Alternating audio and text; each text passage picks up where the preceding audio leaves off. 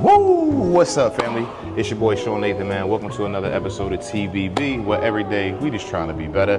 So today is a very, very special day for me, man, because this guy who I'm about to bring on is very, very near and dear to my heart. Tried to get him on our group interview, but I actually kind of didn't want to because I wanted to save him for himself. So now that we're here in this space to do it, he's blessed me with this very, very great opportunity. Y'all will know who he is when you see him, man. If you don't, a little bit of a catalog. If you watch Weeds, you'll know who he is. If you've seen the Meg 1 and 2, you'll know who he is. If you watch the Upshaws, you will know who he is. So without further ado, man, introducing to some and presenting to others, my man, Paige Kennedy. Hey, yo, what up, though?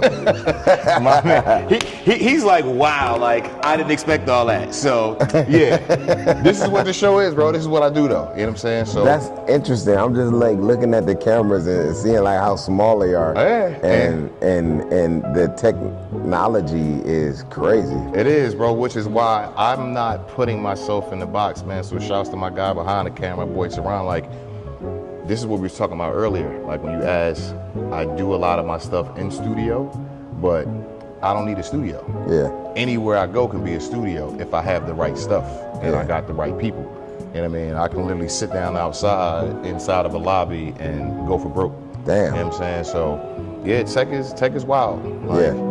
And it's helping me out throughout this process. That's what's up, man. And you helping me out today, bro. So what's good, baby? What up, man? You know what I mean? So listen, we're gonna jump into it because we're trying to get a little bit of rest before we move to this next event that we got to do, which we are here by Southwest. We're gonna jump into that too. But they already know you. You know what I'm saying? I already know you. But let's just, for kicks, say that somebody doesn't. Give me a little bit of your background. Like, where are you from originally, and how did you make your segue into your acting career? And I know it's other pieces and dynamics of that, but first let the people know where you come from. I'm from Detroit, Michigan, born and raised. And, you know, I went to college in like 2 hours away, Grand Rapids Community College. I went there to play football, but that shit didn't work out. So I got into theater while I was in community college and loved theater. Ended up going to Western Michigan University, which is another like hour away from there, to study more theater. And then my pops died when I was 16. That was like my main parent in Detroit. And so I finished high school on my own, went to college on my own. And, his biggest thing was education. So I was like, it's not necessary for me to go to graduate school, but my dad had his master's. He was real big on education. So I was like, you know what? I want to go to graduate school so that I can, like, kind of as an homage to him. Plus, I want to be a great actor, not just a good actor. And so I figured, like, if I go to graduate school and I study classical theater, Shakespeare and all that, like, I'm gonna be equipped when I head to LA. And so I did that and went to LA and shit got popping. I snuck into an audition and I got a series regular on the CBS pilot, telling them I was a courier making a delivery, and I was just delivering myself. You actually snuck in there probably too. I sure did. And I thought that when I got to LA, I'll be able to do like the rap shit too, but the acting stuff is what kicked off, and so. Yeah. Nah, so that's already a tidbit for me, because I had no idea like you were a student, like that intense of a student though. So you got 2 degrees. Well, the thing is, like, I went to graduate school, but like maybe a little less than a year, I ended up leaving because, they were teaching me to do great words on great stages. Yeah. And I knew I wanted to like be a movie star. And it was like, well, I mean, you here, but we don't have any connects to that. We in the theater world. And so I wanted my youth because I needed that at the time. So I just ended up leaving and coming to LA and sleeping on somebody's couch until, like I said, a month after I got here, my first audition, no agent, nothing. And I got a series regular on the CBS pilot. and that just started me off. That got me an agent. That got me Tap Hardy because I wasn't in SAG, but they paid for me to be in SAG, to be in the joint. So it's the right place, right time. That's love. What was the show? Ironically enough, it was called The Kennedys. Wow. That's ain't crazy. that guy? That is. You get onto a show, what's your actual last name? First show. First show with my actual name. And the funny thing is, like, I was not a part of the Kennedys, but the show was called The Kennedys. That's sick, bro. Like, that's crazy. Yeah, it had Randy Quaid in it. It had Pamela Reed in it, John Daly Francis. Okay. Yeah. It was a cool That cast, was your man. first experience then. How long did that, how many episodes you do on the pilot or? No, a pilot is just the first episode. So it never got picked up? It never got picked up. Okay. But what it did was, it got me some money because I didn't have no money. I was broke as hell, you know, like on somebody's couch. Got me off that couch. I got to get my own apartment, which I still stay in the same apartment from 25 years ago. Wow, that's crazy. Hey, remember we were talking earlier? I'm like a minimalist, and Yeah. so the only reason I'm gonna leave is because like you know, because I have both my sons now. One got the room, the other one, he 12, but he taller than us, so he can't just sleep in the living room. So now I'm gonna have to go move just for him though. Like otherwise, I'd have been straight to stay there. But you got the benefit of what was like no major rent increases. So that means his apartment like $900, y'all. No, they keep bringing that bitch up like multiple times a year. He's got the cheapest rent in LA, y'all. Straight up. No, they trying to catch up to everybody now. I'm like, man, how come y'all raising rent twice a year on mine now? They trying to catch me up. Yeah, they trying to catch you up, put you out, renovate you, bring you back, and then triple it on you. Yeah, I know. That's wild, bro. I'm gonna get them. I'm gonna go give me a crib, and then I'm just gonna lease my shit out for how much they actually want to charge. Yeah, hell yeah, that's right, and pay the mortgage off with the rent. Exactly. Nah, that's how you do it, bro. You gotta, you know what I'm saying, maximize on all these situations. That's dope to me. So you booked the agent off of booking the pilot. Yeah. Okay. Because I had met with an agent as soon, like a couple weeks after I got here, and the agent basically said, "You don't have any tape, any reel, any something we could see." And I was like, well, "No, you didn't I just know. got here." Right. You know, and they were like, you know, it was nothing. My boy had got me the meeting because he was in undergrad with me, theater major, and he was on the show called The Chris Isaac Show. So he got me. I think they probably just did it as a favor for him to meet with me. Yeah. And they basically told me no. I said, well, if I get something on my own, will you negotiate the deal? And they probably like, get something on your own. What does that even mean? Sure, yeah, whatever. Yeah. And so when I did that, and when CBS was like, we want you to network test for this pilot. Do you have someone to negotiate the deal? So I said, this agency. They called the agency, and they was like, do you know Paige Kennedy? And they were like, why? And they was like, because we want him to test for this network pilot. And they were like, oh my God, yes, I love Paige. He's great. Yes, he's awesome. Yeah. And you know, most people would have, in that situation, they would have went to a different agent, like since this one tried to play. But I mean, I'm not like that. I understand the game, recognized game.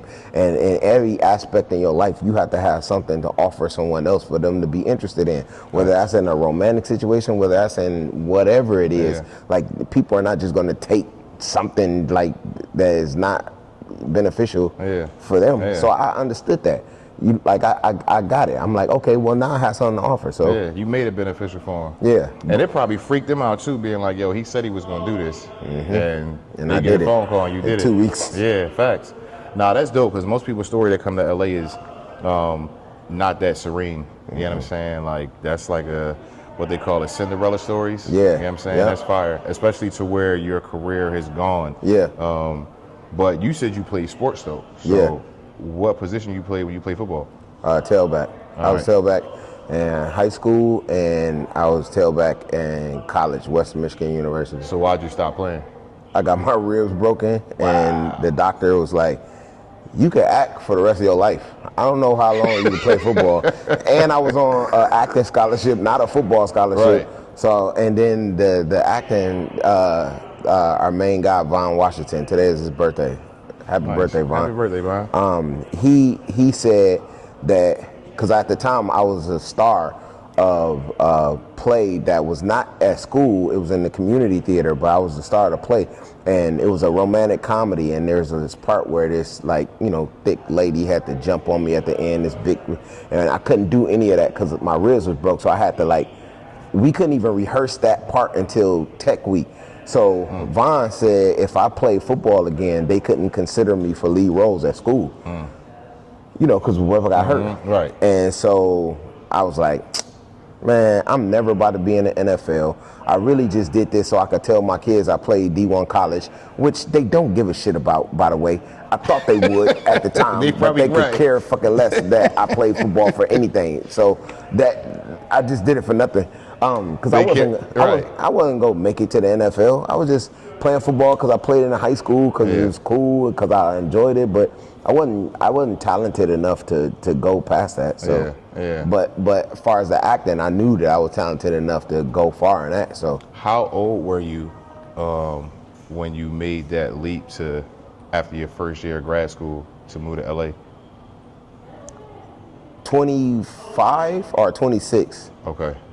Yeah, I was either 25, 26. Did you feel any pressure at that age? Because I know when I started getting ready to hit 30, I was like, man, 30 coming.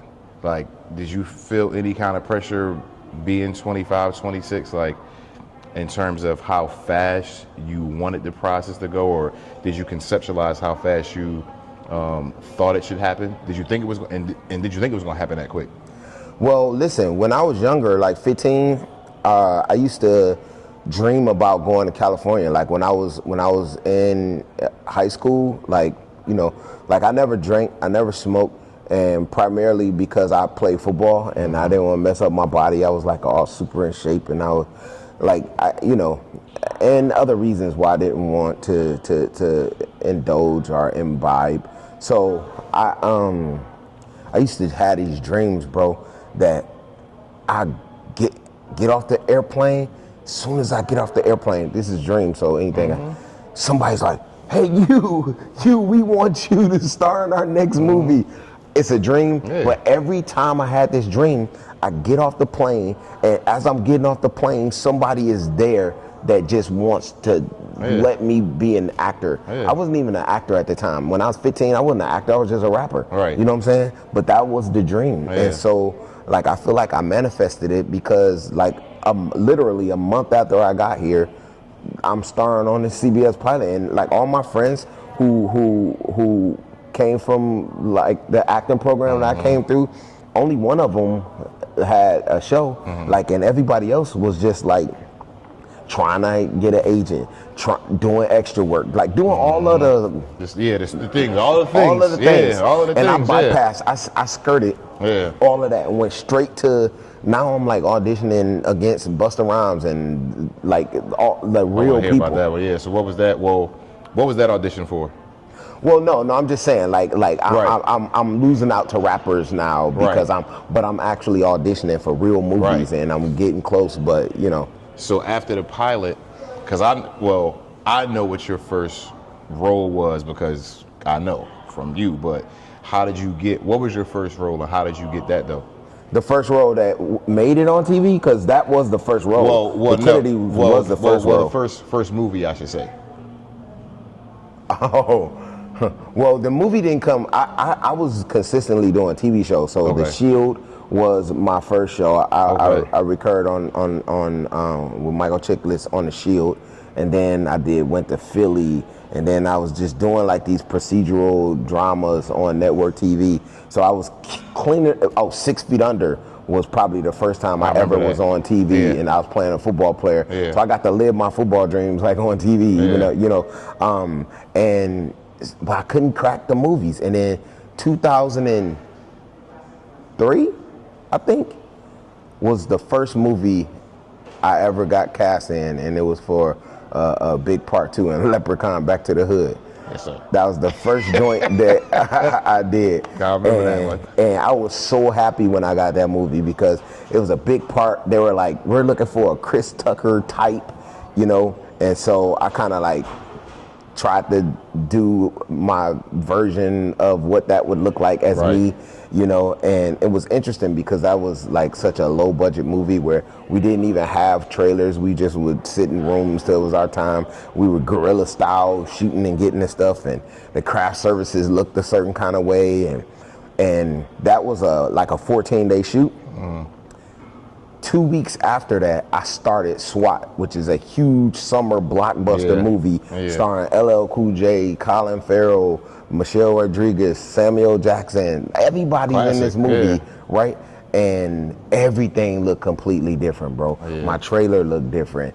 The craft services, you know, like I remember going to shoot that final scene, and they put all of us in one van together, and I'm like, bro, if something happened to this van, nigga, look at all of these actors that is in there. And I'm sitting in the back seat, like, cause I got in first, so I go all the way to the back. And I'm just looking at all Samuel Jackson in the front seat, Colin right there, Jeremy Renner right there. Like, I'm like, I cannot believe that I'm fucking sitting in here with all of these bomb ass actors. This is nuts to me. Yeah, that shit was crazy. Nah, it was, but what did that had to do something for your psyche, like, this is it now, right? Like, you always think this gonna be the one. You know how many times I thought this was gonna be the one? Desperate Housewives, I thought this was gonna be the one.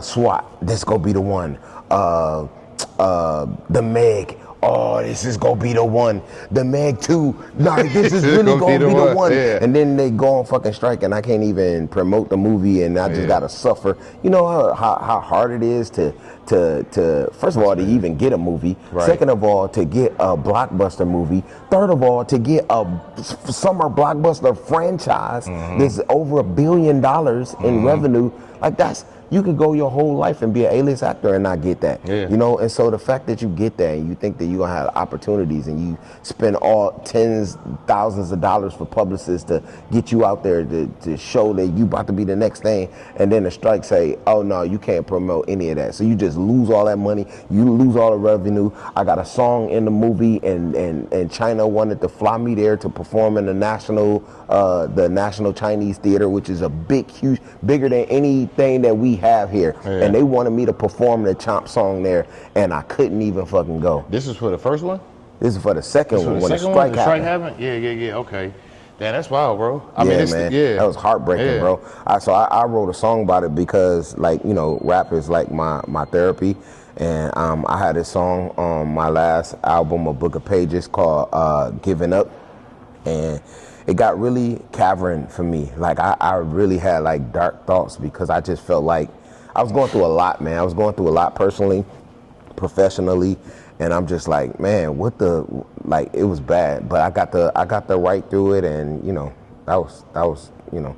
So if y'all haven't heard, is that what keeps you motivated? Because, you know, I'm nowhere near breaking that mold. You know, like, my resume is BG works and commercials, whatever. So when you hit something like that and you have the opportunity that most people would kill to have, but then you hit these things that people probably don't know about until now, what is it that keeps you motivated to keep going and like keep pushing?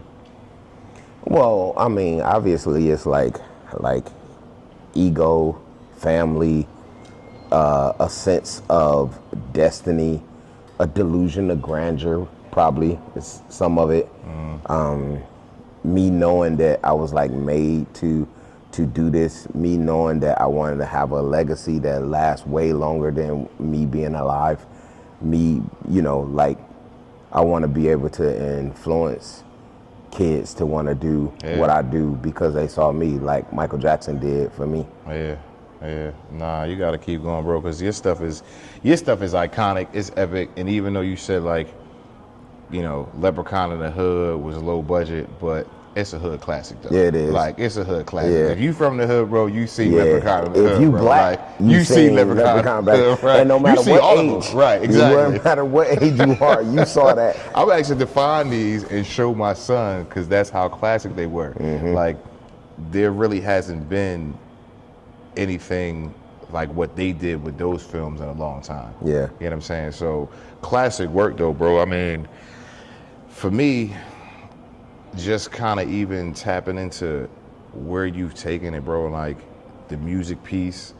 Like a lot of people don't even know that side of you. Like I've seen pictures of you with Biggie.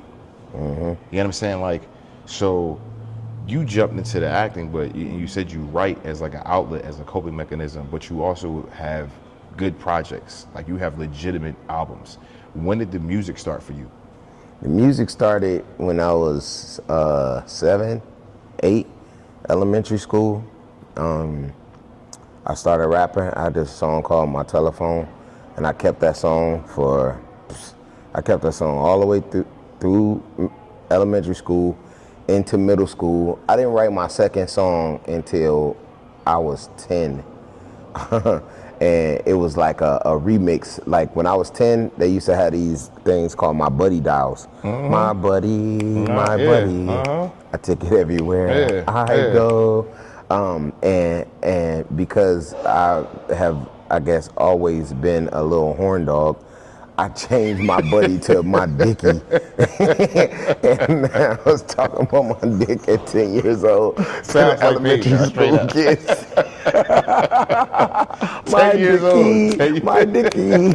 I take it everywhere I go, my dickie. That will be something that he puts out, y'all. Trust me. Yeah, at 10 years old, that was my second song. That's crazy. But yeah, I started. So you know, I rapped all through elementary school. I was the only one. Rapped all the way through middle school. I went to two different middle schools. I went to Parker and McFarland, and they were rappers in both of those schools. Not a lot, but it was like 3 of us. Yeah. And then in high school, man, Elzai went to my high school. Dwelle went to my high school. Canava from D12 went to my high school. So we had Snipe, like, that's when I really became like really good, you know, at what I did, because I was challenged by these Force MCs. Yeah. And you chose to was music, not to say, because I know it's on the table because you do music, but before, as you're making like the decision on what I'm going to focus on first, what put the acting before the music? Well, like I said, I always been like, music was obviously in first position, like all through college. Like that's everybody who knew me as Rampage, like from Detroit. Like I was the rapper, like you know, the acting didn't really take precedent until, I guess, in college, because I was a theater major and I was doing that all the time, but I also was still rapping all the time. So it was, you know, I did it isynchronously, you know, at the same time, like constantly, you know. And so I guess the acting probably took over when I moved here and I booked the job and I was paying my rent because I was an actor. Yeah. And at that time, and even before, if you had a record deal, you wasn't a rapper. You could make raps to give to your friends, but nigga, you just had the CDs out. Like, you know what I mean? That's all I could do until like when the internet came and it allowed you to be able to disseminate your projects like over the entire world. Like once that happened, once streaming became a thing, like now anybody can put their music out. You know what I'm saying? And so that's when I took all my acting money and I put that into my music. Because listen, I think I can be a rapper longer than an actor longer than I can be a rapper, you know. But if you ask me, like, truly, what, like, it's truly in my heart, you know, if a fan came to me and one wanted to talk about a role that I played in something and one wanted to talk about my music, I'm gonna be more interested in the fan with the music, because me acting, I'm just playing a role somebody wrote. I mean, I'm, you know, they created that. Music comes from me, like from the beginning, from the inception, from the thought process, you know. And I'm extremely diverse in my music. Like I make all type of different music. I'm not like, and maybe that is a downfall of mine, is the fact that I'm so widespread, as opposed to like if you have rappers who you know what they are, you know what their audience is, and they get the same thing every time because that's what. But I don't do that because I just have so much other stuff to say. Yeah. You know, I got songs that's like a bop song, songs that's conscious songs, conceptual songs, straight bar songs. It's like everything that it is, I want to do like all of it. And so I don't even know which one I prefer more. Like I said, I do them all contemporaneously. So for me, they're always like ubiquitous in my life. So you said you took the acting money, did the music. What was your first full project? Like your first album? Torn Pages, 2018. Okay. Torn Pages That's in my was phone. Oh, you got that. yeah, that was the first studio album that album cost me over $100,000 to make that album. Yeah. And you know what's crazy about that? So Royce, what album did Royce have? I think he had I'm trying to remember what album was that of Royce's. It was the one that had a bunch of songs on there.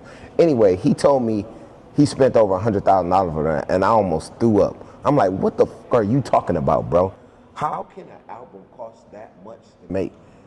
But then I found out. Figured it out, right. You put the money out there for it. I found out because, you know, you got to pay for the beats, you got to pay for the studio time, you got to pay for the features, because I had crazy features on that album to be my first joint out. You got to pay for the videos, and at that time I was making videos to almost all of my songs. You know what I'm saying? You got to pay for the wardrobe, you got to pay for the promotion. You got so all of that stuff ends up, and I probably got like 3 albums that cost over $100,000. Yeah. Now for you, no label, right? No label. So I'm under Empire, but that's just through distribution only. Okay. So when you create something, they'll put it out for you, right? So the recouping process, we ain't about to check his bank account, y'all. Mind your business. Mind your business, hoe. Yeah, mind your business all the way. I ain't been better. Mind your business, hoe. But what does that look like? And I'm asking this question because it's a misconception that people feel like you put something out, you get all your money back, or you double, you triple it. Like, what's a good metric to let them know, like, if you spend $100,000 on a project, what can I think I know your question. Listen, I spent $100,000 on Torn Pages, and I don't know if I got 5,000 back. Okay. I don't know if I got 5,000. Right. Listen, I never got paid to be a rapper. I have 5 studio albums and 5 full mixtapes. Oh, yeah. I didn't get paid to be a rapper until I put Chomp in the make. Right. That's the first time that I actually like got checks that covered, like, you know, my whole album or whatever. Like, that was the first time that I actually really made money. I just spent money. Now, is that because of the way music is now, man? Like, I don't have to buy your album no more. Right. I can have an iTunes subscription. Yep. I can search your name. Yep. I can say, listen, Yep. download this it's in my library. Does that not go, like, y'all don't see that as artists, right? No, you gotta, man. I gotta you actually gotta have press so many $9.99. streams. Yeah. You gotta have so many streams to even equal $1. Right. Like I'm talking about thousands and thousands of streams just to even equal $1. So unless you Drake, or unless you somebody who gets like tens of millions you don't make no money from your music. Right. You gotta make money a different way if you want to be a rapper. So I don't make any money from my streams. Okay. You know, like I have to, like, that's why rappers do shows, because they can make money that way. I don't do shows, so I don't have that, you know. And so, but syncing, like having your music like put in movies, TV shows and commercials, that's how you can make your money. But that's hard, cause like if you got a sample, like you know, I got 3 movies coming out this year. Can Can you talk about it? Yeah. Okay. One. I want to know. Oh. Because I want to know. Well, one is the one that you're in. Right. Well, that one. Yeah. So that one, I had this movie with Lil Rel and Rainn Wilson, and Yvette Nicole Brown, called Code 3. Okay. And I had a song that they wanted to use in the chase scene on my last album. On A Book of Pages, there's a song called Practice. Yeah. And it's the first song on the album. Yeah. And they wanted to use that song. It's a very like anthemic type beat song. But it had a sample in it. And because they weren't, I'm not an artist that's big enough that have to clear samples because they don't give a shit because I don't make no money. Right. So I don't clear shit. But for them, they have to clear it. Right. And it cost so much money to clear it that they just didn't even. Right. And then when we tried to redo the song, I had Mike make me a few more beats to try and go with that. First of all, he charged me to make the beats, and then they didn't even use it. Mike. I know, right? They didn't even use the songs. They was because the energy of it was the same, the samples and the beat that was used is what was pushing the energy on it. And when he tried to change it, it didn't have the same effect. Yeah. And then I have a movie called A Breed Apart. It's like a horror comedy about like these social media influencers who get trapped on this island that have these rabid dogs on this island and them trying to get away from them and get off this island. It's a remake of A Breed that Michelle Rodriguez was in.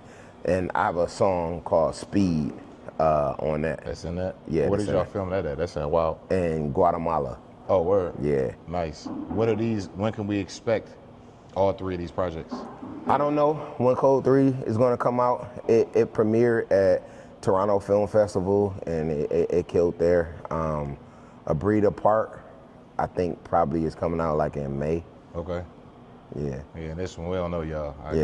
We can't tell y'all nothing about this right now. I have no idea. y'all better bring your ass here by Thursday.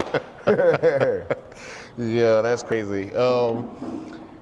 So I had a question that I wanted to ask you in terms of, are you one with the same agency that you first started with back in the day? And two, since doing Meg 1 and Meg 2, have you seen like an influx in the accessibility of roles that you're being offered? One, I'm not with the same agents. I was with MKS when I first got here. I stayed with them for like 10 years. And then I moved over to Abrams Artists. I stayed with them for probably a good 6 years. And then I went to Paradigm, who I've been with since like 2019. Okay. And no, not really. After the Meg 1, I fired everybody because Really? Yeah, because nothing happened for me at all. Yeah. Like nothing. I didn't even work. Like after the Meg 1, I didn't work at all for like over a year. That's crazy. I got an offer to do the Tupac and Biggie story called Unsolved. Right. Yeah, Okay. but that came from Anthony Hemingway, who I've already worked with before. Yeah. Who I just came there to just do that for him. But that was like a personal thing. Yeah. But I didn't get nothing for over a year after I got that, and so I fired everybody. I fired my publicist, my manager, my agents. Cause I'm like, how the fuck do you do a movie this big and then nothing happens after it? Right. So yeah, I went That a was while. my next thing too. Like, do you use a manager? Yeah. You use a manager? Yeah. Tell them what's the difference between having a manager and an agent? Like, how do you use them individually? But collectively though? That's a good question, man. Because I don't think managers are really necessary unless you are like a big star, because they kind of do the same thing, except the agents do most of it. The manager is just more accessible, so you might not be able to get in contact with your agent like whenever you want to. Right. Like you might reach out to them, they might not get back to you right away, if at all. But your manager, you have like a closer symbiotic relationship with them. So you can fucking call your manager at 3 o'clock in the morning if you want to, or probably, you know, and they're supposed to be there to kind of like guide and mold your career, which I don't necessarily think that is even a thing. I think they get auditions and they send you the auditions, the agents send them the auditions, they send it to you. I think it's just kind of plug and play. Like they say they're there to manage the career. I don't really see it like that. I just feel like the managers can help be the liaison between you and the agent, so that, you know, if there's stuff that you need to know or get done, they can make the call for you. The managers can make calls for you to like do certain things that the agents won't have. But does that still come from you? Are you hitting your agent like, you need to call such and such? I want to do this call. You mean hitting your manager? Hitting your manager, telling them to be like, get on the phone with this person. I want to do this, check on that. So that takes a little bit of your legwork out. And be like, all right, this is what I'm paying you for. Go and do it. Okay. And then the agency for you just what? They just submitting you for projects and trying to get you a job. Yeah, man, because I've been watching Entourage for a very long time. So I've been trying to figure out, like, is a manager needed? But the way I saw that show was that they were friends. Because like you're saying, like, a manager's supposed to be the one that kind of like not holds your career in their hands, but they should want to see it take off. They should want to see like the prosperity of it, like really have care for you. If you don't think the manager, if you don't know them, do you think they can be effective? Like, would you hire like a friend to be your manager? A friend? I don't know. It depends. Like, if they are a go-getter, if I know that they are tenacious and going after what they want, maybe. But I don't know. I mean, working with friends is a tough thing to me, in my opinion.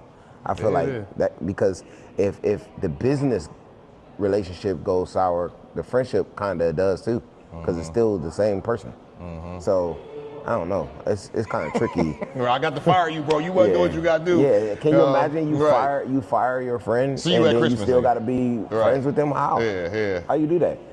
Like, if your boss fired you, you don't go home and be like, baby, my boss cool. He had to do what he had to do. Like, no, nigga, you better fuck that nigga. Nah, I feel you. So that's part of the game, though, man. You know, I understand it. You know what I'm saying? I guess a lot of people who are pursuing this thing maybe don't get some of these ins and outs. So if you could give somebody who's fresh, all right, let's say you're talking to a undergrad getting ready to graduate, you know, and they want to come and pursue this acting thing, which I think the game is totally different, because I kind of came to LA a long time ago. Like, what would you tell them to do? Like, if they had 3 things to focus on, what would those 3 things be that you think would help them to get moving, like, in their career? Man, that's like a question that I feel like everybody asks people, and then we have to come up with such a generic answer to it, because it's all subjective, man. It's all different for everybody. You know, like, my way of coming in here, how can I give advice on that? Like, it was like not a way that anybody else did it. It's not a way that like you even would tell somebody to do that. It just, because there's so many variables to it, and like, I'm an individual and this is what happened to me, you know. But like, if I had to give like arbitrary advice, I guess, I think what works for me is consistency and persistency. I am persistent to the point of vexation. Like, I could annoy someone, but whatever, man. Like, you know what I'm saying? If I don't push, if I call you and you tell me that you want to help me out with something, and I call you or I text you and you don't respond back, I'm gonna text you again, and I'm gonna text you again, and I'm gonna keep texting you until I get a response. Because guess what? If I stop texting you, it's not like you gonna be like, oh, you know what? Let me hit him back up to help him with his dreams. They gonna be like, no, nigga, I guess it ain't that serious. They ain't hit me back. Yeah, I mean, they ain't, you know what I mean? So for me, my success has come from being persistent, you know, and consistent, and like, you know, everything that you want to grow and blossom needs and takes consistency. Right. So whether that's social media, whether that's like anything that going to the gym, like anything that you want to be successful in is going to take consistency. And so like that's my main thing, to be unabashed in your persistency to make things happen, because that's how successful people are successful. Yeah. Is because they don't take no for it. They keep trying. No, I hear that one, man. You can't quit. You know what I'm saying? Like, I believe in that. Like, the more you put in is going to be what you get out. You know what I'm saying? So, I guess, man, like, last thing I kind of got on my mind is, I'm always curious about, like, what you're doing, even if I'm not, like, right in your face, like, yo, what you doing, bro? But you've been one of my biggest inspirations, one, because of probably the proximity that we share every so often. You know what I'm saying? Like, it's not often, you know what I mean? Like, Paige is one of them kind of people in my life, like, I see him when I see him, and when I don't, I don't. But I'm praying over his career and his life that he's still doing good. Like, he's a father, like, above all for me. You know what I'm saying? Like, every time I run into him, he's got his kids, he's got his son. You know what I'm saying? So I see him like as that hard-working father figure. So when I do get a chance to share and build with you, bro, like, it's a blessing. You know what I mean? Because I'm watching you do stuff, and I'm like, anybody else that hasn't had that yet, like, I would love to be in the Meg. But like you said, though, the pitfall of that, you did that and have a gig for a year. Right. So now at this stage, though, bro, like, you've been in stuff. You know what I'm saying? Like, and I think people have a misconception when they see you being like, oh, he's been in this, and maybe they think like, oh, you really getting millions, and like, you sitting on a whole nother, and it's not that. It's not that. You know what I'm saying? It's not that, but you keep it so humble, though, and you keep pushing. So with this little season, like, what is your grandiose, bro? Like, you know what I'm saying? Like, because for me, acting is timeless. Like, look at Morgan Freeman, you know what I'm saying? You know, Richard Gere came back for the agent. Like, these cats are around for a long time. What do you think is going to be for you, like, in this next year or 2 years? You know what I'm saying? Like, you got these 3 movies coming out, but are now you back in the auditioning game to where you just kind of stacking movies, or are you like just drop this album, or is it kind of random for you? Are you kind of playing it by ear, or do you know what your game plan is, though? Yeah, my game plan is I'm very intentional in what it is that I want to do. I'm done just sitting waiting for my phone to ring so that they can throw some scraps and have all the dogs fighting over these little crumbs of scratch. Like, in this business now, you can't just be an actor and that's it. You have to be a creator. And so that's what I wanted to do. I wanted to create, and so I created this project with Terry Crews and his company. They came to me and they wanted to do something with Shakespeare, because they know that that's like my passion. And so I created this project where I want to modernize Shakespeare for a Black audience. So I want to basically do what Baz Luhrmann did in the Leonardo DiCaprio Romeo and Juliet, but for Black people. And so, that's what made me like get in, because they did it. With and the gun, I was like, there's a source with the guns. Yeah, like, and the way that they were talking was like so modernized that you could understand it. And so I want to do that for Black people. And so I created this project called Tales from the Bard. And the first season would be Macbeth in Compton. So we're going to take the story of Macbeth, and then we're going to place it in a zeitgeist that resonates with Black people. And so now, instead of Macbeth being like this mercenary soldier in Scotland, now he's an inspiring rapper in the 90s in Compton, and the battles are happening between like Death Row and Bad Boy type of situation, and it's still, all of the elements are still the same of greed and desire and passion and murder. All of that stuff is still the same, but told through this story that we know and that we care about, you know. And it's like Macbeth meets Snowfall meets Hamilton. That's because fire. Also inside there's like organic rap performances that happen in there to you know, assuage some of the monotony of the words, and to make you feel like you know, this hip hop field is happening in it as well. And so, you know, and we be able to do copious seasons because there's so many plays. You know, season 2 would be Othello in Colorado, where Othello as Deion Sanders, you know, and having this whole college football company. Crazy. And then so we're just placing all of these Shakespeare plays in places that we resonate with, that we love. And that is my passion project, and we have a lot of great people that are attached that want to, you know, do it. So I'm getting ready to shoot a short for it as a proof of concept, and you know, hopefully that's something that is going to like build my legacy, so that I'm now Paige Kennedy is conjugated with William Shakespeare, and I made it relevant to Black people that now we fuck with it. I love that, bro. That's so fire, bro. Like, that's Thanks, so man. Fire, yo. So, yeah, Hamlet, or what was it, Hamilton? Yeah, all right, out the window. Yeah, it's about to be, because they thought this is Hamilton on steroids, it's about to be like, right, do your lines, baby. It's gonna be coked up. You see this right here? I need one of those. Oh, look, that's a crazy plug right there, because I've been seeing this hat and I didn't even know it. Yo, dude, listen, we gonna get to this thing we gotta go to. I done took your nap up. I took his nap away from him. I took his nap away from him, you know what I'm saying? But listen. I gotta pee so bad that I'm gonna have to pee as soon as I get back down here from peeing. and 7 minutes later, he gonna pee again. That's right. Listen, bro, I appreciate you.